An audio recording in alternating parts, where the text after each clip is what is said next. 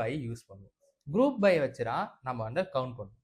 இப்போ நான் என்ன பண்ண போறேன்னா, எனக்கு நம்ம தனித்தனியா பார்த்துருப்போம். பேங்க் ஏ இவ்வளோ அமௌண்ட், பேங்க் பின்னு இவ்வளோ அமௌண்ட் பார்த்துருப்போம். பட் பேங்க் ஏ அண்ட் பின்னு ஒரே இதுல எடுத்துட்டு வர முடியல. நம்ம அதை வந்து குரூப் பை வச்சு பண்ண போறோம்.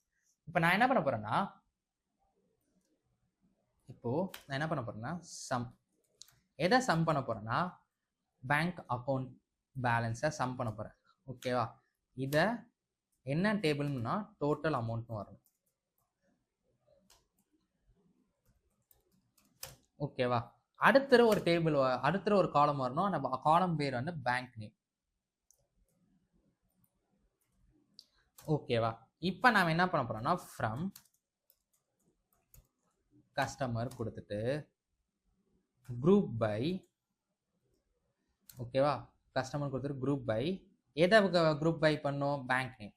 அதை பேங்க் நேம் கொடுத்துட்டேன்னா இப்போ எனக்கு பேங்க் ஏ லெவலில் இருக்கு, பேங்க் பி லெவலில் இருக்குன்னு குரூப் பண்ணிட்டோம். சார் இது என்ன சார் பண்ணுச்சு எனக்கு புரியலன்னா, நான் இதுதான் டேபிள். இப்போ நான் இது என்ன பண்ணியிருக்கேன்னா, குரூப் பைன மாதிரி இங்கே நிறைய ஏ இருக்கும். ஓகேவா?